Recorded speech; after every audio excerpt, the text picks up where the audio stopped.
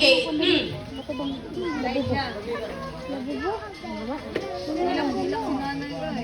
Sa akong to make the long story short, 5 years kong go-working. 5 years, kung naman kong high school. Go-working ko sa lain-laing balay, lain-laing mga amo, lain-laing po yung eskwelahan. Those lonely moments akong kinabuhi, I often like giving up. Medyo ko. But sa akong gibuhat, I knelt down and pray. Nag-pray ko sa Ginoo nga, Lord, abangin ang ko sa akong kinabuhi, Lord. Inong temporaryo na ni. Dili na ko ni, mahimo, Lord. Ina akong Ginoo, wala may kwarta. Pero I had faith na ako'y tuo nga, puhon-puhon, dili na inani akong sitwasyon. It was His grace that gave me the strength to wake up at dawn, finish my work, and still show up to class ready to learn. Wala kayo posible. When you put Christ sa inyong kasing-kasing, isulod niyo si Jesus sa inyong kasing-kasing, inyong elect na si Jesus ang mag-guide sa inyong kinabuhi, nothing is impossible. Diba? Luke 1:37, for with God, nothing shall be possible. And as you move to junior high school, remember that you aren't alone. Even though your path will change. Unlike karon sa elementary pa mo, di ba? Kung sakitan mo sa iyong tiyan, pwede na mo makaduol ni mama, makadagan na mo, kaya duol naman. Pero dito na mo, you will face new environment nga, mahimo na mong independence, yung kaugalingon. Magkisakit akong bukan, tiyan. Sa mga sakit agad mo ka. Sa ma-learn yung ka nga, sa tapit ang tambal. Kinsay, ang nasang clinic diri, di ba? Ma-learn na yung ka to stand on your own feet. Manigamot na yung ka kung saan mo overcome sa mga problema. When you feel lonely or stressed out by your exams or schoolwork, just remember that God is always there. You don't have to carry heavy load by yourself. Whenever things get too hard, take a deep breath and know that He is ready to help you. I still remember nga every time nga kanang gikapoy na jud ko, kay dili man gyud lalim ang eskwela. Diba, dili lalim no? Every time nga nagapuyon ko. Ako lang may i-share ha nga. Every time nagapuyon ko, ihilak na yun ako sa Ginoo. Ihilak. Ihilak mo sa Ginoo. Kasi naka-remember ko nga, muhilak ko, ako ikanta. Ako na i-share sa inyo ang kanta. Mo na siya, trust His heart. Trust God's heart. Sa chorus lang. God is too wise to be mistaken. God is too good to be unkind. So when you don't understand, when you don't see His plan, when you can't trace His hand, trust His heart. Kana every time kung maghilak ko kana permi akong ginakanta. Kay murag ma-ease akong pain sa akong kinabuhi. Ang pasabot adto nga even when things are hard, you can always trust God.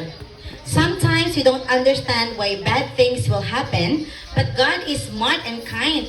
So He always knows what's best for you. Even if you can't see His plan right now, just remember nga, love ka sa Ginoo and He's looking out for you. When you feel lost, just keep your faith and trust that He will guide you through it. Stay connected to Him. Kaya bang, Lord, mo grade 7 ako, ani. Tabangi ang taon ko, ani Lord nga, ma-overcome na ko ang mga struggles sa akong kinabuhi. Tabangi ang taon ko, Lord, nga dili ko maglisod. Ano pa? Pag wake up in the morning, pray. Pray lagi for me. Ayaw dyan kawala o pagtuo. Ayaw pag, naman. Ayaw pag inusara sa iyong problema na ang Ginoo. Commit to the Lord whatever you do, and He will establish your plans. Kaya nga itong ugma, ang Ginoo ra gyud na sayod. And while you will surely make friends dito, makakita mo din ng mga friends dito, di ba? Lain-lain ng mga friends. Make sure nga maayo sila mga tao. Surround yourselves with good people. Kanang classmate nga who will bring you closer to God, encourage you to excel in your studies, and leave a positive impact on your life kanang walay bisyo. Anong ayaw mo pag, ay, maingon mo nga, teacher ka nang malipay, magod ko niya. Ano ma-feel na ko, teacher ba nga, wow, na ako'y freedom diri nga group. Pero naay bisyo. Ayaw yun. Kay, always remember nga, bad company corrupts good character. Your environment matters, so find a circle that lifts you up and keeps you grounded your faith to God. Okay, so itong pinakauna, M. Make God at the center of your life. O, susunod sa M. No? L, gidayon no, okay? ML man, o, L. Ang sunod sa L, love your parents and submit to them. I-love din nyo. Okay, graduates, do you love your parents? Hey, Nay! Uy, do you love your parents? Na! Ano po nga, inyo bang ang mga kahago sa yung parents ba? Ay, love day ko sa akong mga anak. Anak ko, hindi na po kayo to. Pero at least, you should love your parents because they are your biggest fans, supporters, and only want the best for you. Dili lalim ang sacrifices sa ginikanan, no? Dili lalim. Manang buhaton gyud ang tanan sa ginikanan para lang gyud nga ma-provide ang inyong mga needs. Sa ako ang part, sakit sa ako ang dughan nga makita ako mga sigipa magul. Sakit kaayo nga. Grabe. Inani gyud ang kinabuhi, kailangan gyud nga kailangan gyud nga na makanatay problema para lang makuha nato atong mga pangandoy sa kinabuhi, no? Dili lalim akong paglantaw ni mama nga, grabe mamagul gyud si mama ko para lang makakaon me. Dili lalim nga makita ko akong stepfather nga nagsakit. But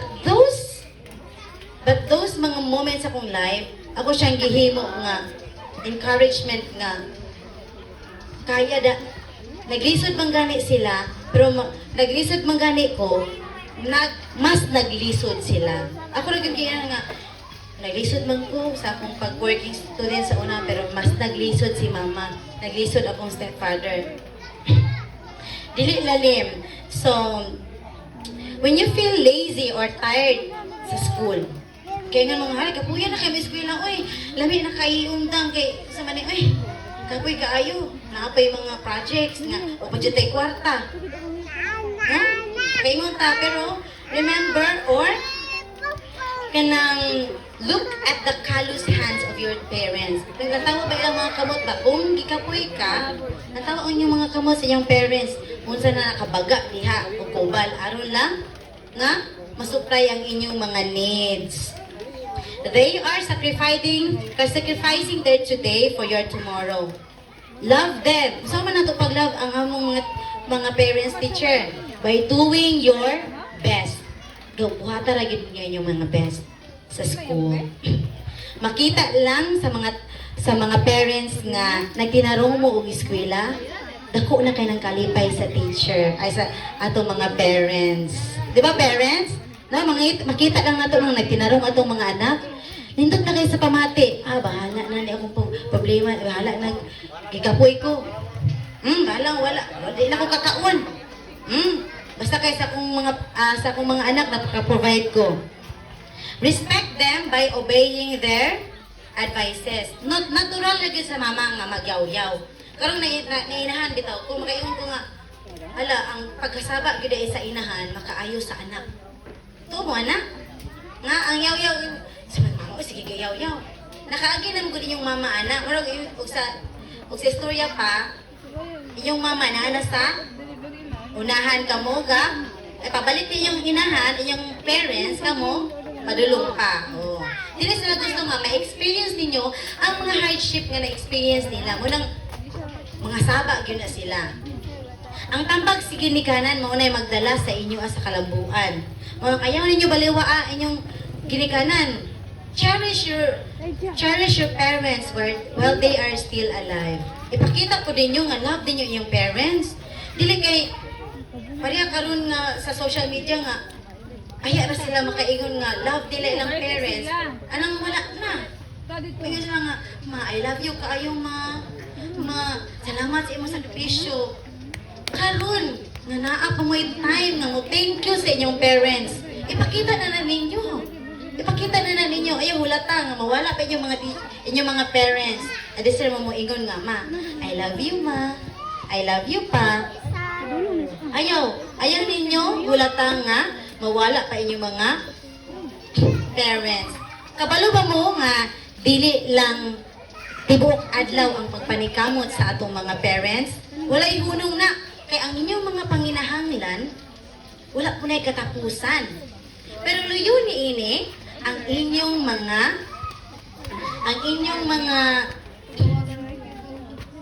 sila ay kamo mga anak ang ilang pahuway. Tinuod ba na mga parents nga kung makita ninyo ang inyong mga anak, mawala ang inyong mga sa pamati sa lawas or mawala inyong kakapoy? Tinuod ba na mga parents? Tinuod gyud. Nga, makita lang nila nga happy mo, mawala na nila ang kakapoy. Remember, graduates, that your parents' hard work doesn't end here. Dili lang diri. Nga pa.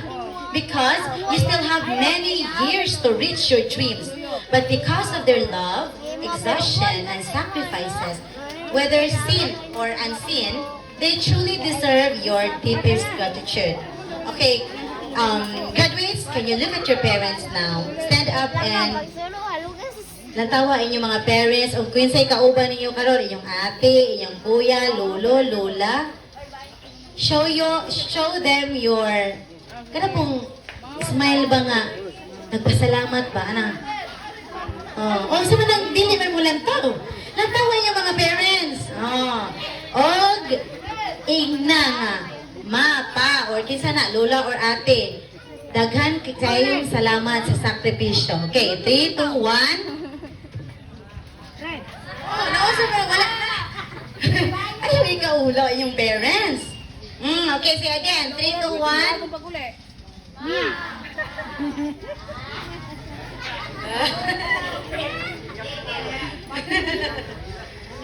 Okay, daghan salamat.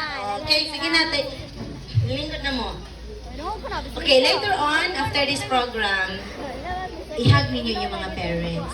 I-kiss sila. Show them your love. Ha? Okay, so sunod. Sa sunod ganin, di ba? M, make God your center of your life. L, love your parents. Sunod. T, that is to trust your dreams. I know nga, lalain tag mga dreams dire. Kisa may gusto mag-doktor. Kisa may gusto mag-engineer. Kisa may gusto mag-teacher. Daghan. Kisa gusto mag-pilot. Mag-fireman. Sabi gusto mag-fireman, Kisa gusto nga mag-boxer. Anong panipakyaw ba? Ay, wala. Mag-swimmer na din yung uban din na. Mag-swimmer na. How about Miss Universe?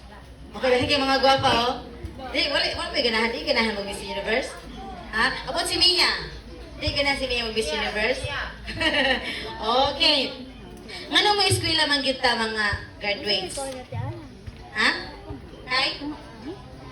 Para makahuman. Kung makahuman, that's exactly. Ngano mo eskwela man kita? Para makabot na to atong mga pangandoy sa kinabuhi. Kaya naatay dreams. Naatay dreams atong kinabuhi. In junior high school, you will be facing a lot of struggles like paperwork, projects, performance tasks, and etc. But when you have clear goal, na kay tumong ba, na kay klaro nga tumong nga, police. Kining projects, ayun na kayo na ko ni. Na kay sakto nga tumong. Trusting your dreams is what gives you the strength to keep going. Para yun lang sa pagtuong nga puhon, maani ninyo na. Okay, kani. Think of your goal. This one. Di man liso. Think of your goal. Una angat. Kining liso. For example, liso ni Hang. Kining liso. Kining pangandoy. Inyo ninggi. Ibutang sa ilalom sa yuta. Dayon, you can see it growing yet. Dili mo makabalo nga. Nitubo na ba na? Kaya na ako man siya sa ilalom sa yuta, di ba? But you keep on watering sa liso. Kay nagbilive mo, someday, mutubo siya. Mahimo siyang flower. Muna siyang, kini nga liso, inyo ning pangandoy. Atong tubig nga inyong gibukbok, mo to inyong pagpaningkamot kanunay. Mo to, pagsulod yun sa klase, mumatag yun og sayo para mo eskwela. Mo to pag-comply sa tanan niyong mga needs. Mo to yung tubig, inyong ginabukbok. Kasi wala mo nakabalo nga, kanus asiya mo tubo, nag-keep mo doing your kanang best para adto. Dayon, samtang nagpadayon ka sa imong pagpaningkamot, ang imong pangandoy hinay-hinay pod nga ning tubo. Okay. Ug bulambo hangtod nga mamunga kini og kalampusan. Busa padayon lang sa pagbubo o paningkamot sa imong gitanom. Even if you have to wait for a long time, don't give up until makuha na nimo. Every small efforts you make today will eventually grow big and tall. Have patience sa tanang mga pagsulay. Sa akong days sa college days na ko sa una, makinumdum lang ko nga. Mahayo ako sa akong mga teachers sa una nga, ma'am, ako rin na ba sa inyong mga kuan ma'am, yung mga sanina, mag-massage pa ko sa akong mga teachers sa una. Kaya para lang makakwarta ko sa college na ko. Kato nga mga kanang difficulties, wala to siya nag-dim ba? Ano bang sige nang dim mga teacher? Kanang dim, wala siya nahimo na kong kangit-ngit to become a professional teacher. Normal lang nga kapuyon ka. Importante, nagpadayon ka. Normal lang nga magtumba ka. Importante nga, nibangon ka. Normal lang nga, magsakit ka. Importante nga, niinom kagtambal. Okay. Okay, last day, kimurag, katulgo na ta. Last day is to, ang last? A, okay, is to aim high despite any hindrance. Pangandoy. Kung mangandoy na lang ganita, dako na lang nato. No? Mangandoy ta. Sa pagsugod ninyo junior high school, do your best. Ayaw sugod nga, basta kayo makapasar lang. Kaya na, 75 na bitaw, gikayo sa gobyerno. No? 75 na bitaw. It's time to change that mindset. Ayun na niya yung mindset. 75 lang. Kanang pwede na, or kanang okay lang, basta lang.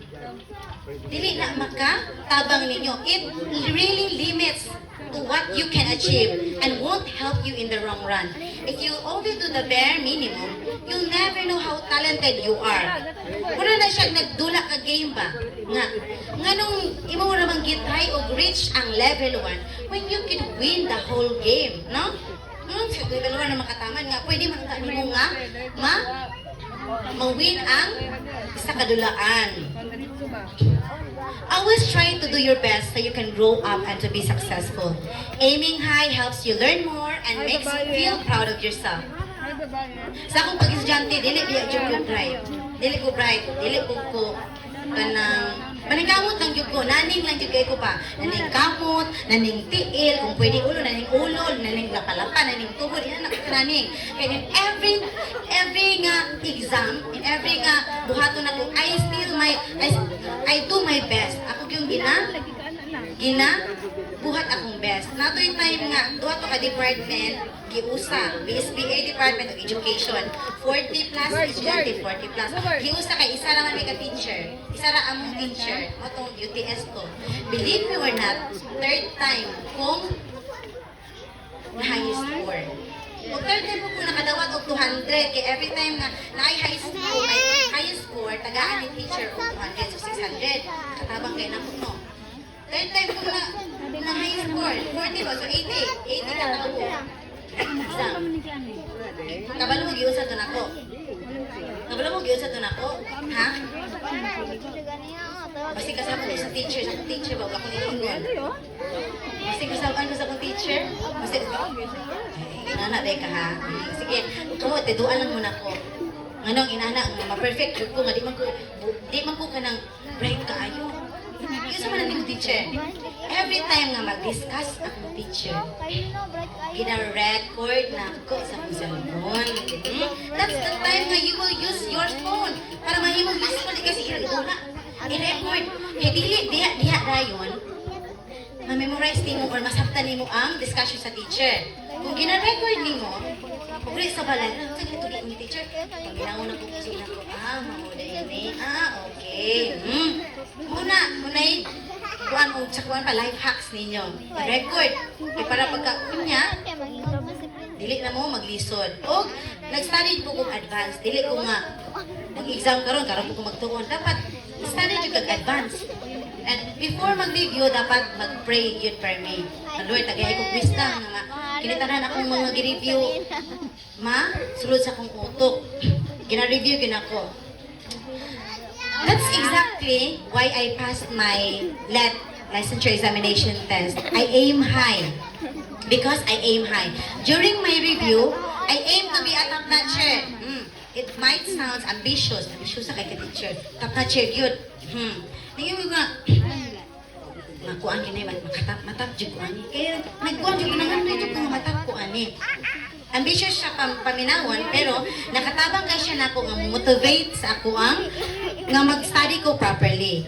And by God's grace, I got a high rating. Even nga, I only did self-review. Bisa ga self-review ko, nakakuha ko taas-taas po nga rating.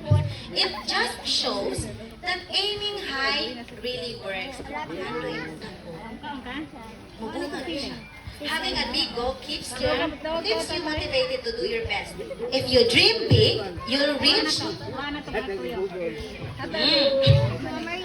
Don't let yourself get stuck or think nga, teacher, mo naman yun inani naman yun ko, di naman yun ako kaya, teacher. Kaya naman, ang inyong potential, limitless. It means that you can achieve great things in life as long as you work hard and don't let obstacles defeat you. Ayaw tuguti ang uban nga mapuy magbuot kung unsa, kung asa ra kutob imong makabot. Tungod kay ang tinuod, ikaw ra ang makasulti kung unsa kalayo ang imong kayang maabtan pinaagi sa imong kadasig. If a girl who once gathered coconut shell can stand here today as your guest speaker, then there is no limit to what you can achieve. Before I close my speech this afternoon, this is my final message to you. Ayaw ka ni teacher. Sige na, kay kasara dito po rin mahitabo sa yung kinabuhi. O ba, wala na. Sige na nga tagadula siguro, di ba? Kasara dito ni. Okay. Now that you've stepped off that stage, whether you have awards or not, your worth is not measured by a piece of metal. Our theme, Filipino graduates prepared to lead with competence and character, is a powerful reminder that the true leadership is built on competence and a good heart. True success isn't just about taas ka grado, kahit kayo ka. It's all about having a strong values and skills in your heart. Make God your foundation. Love your parents. Never stop trusting your dreams. Aim high and stay matatag. For you are the hope and future of our nation. Once again, congratulations to the class of 2026. Mabuhay and maraming salamat.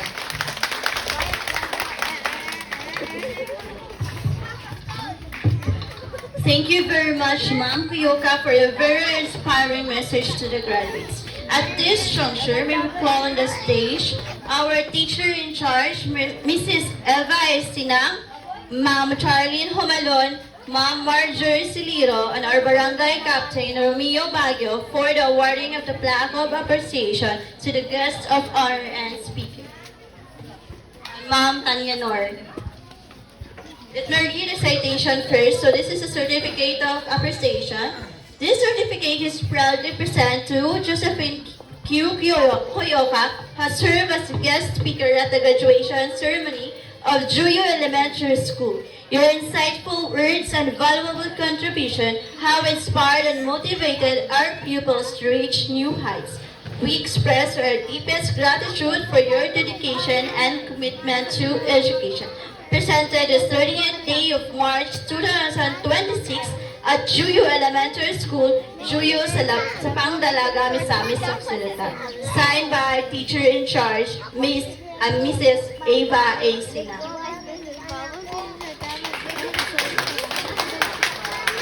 Certificate of Appreciation. This certificate is proudly presented to Joyo Barangay officials for their recognition, generosity, and untiring help and support to our school for school year 2025-2026. Given this 30th May of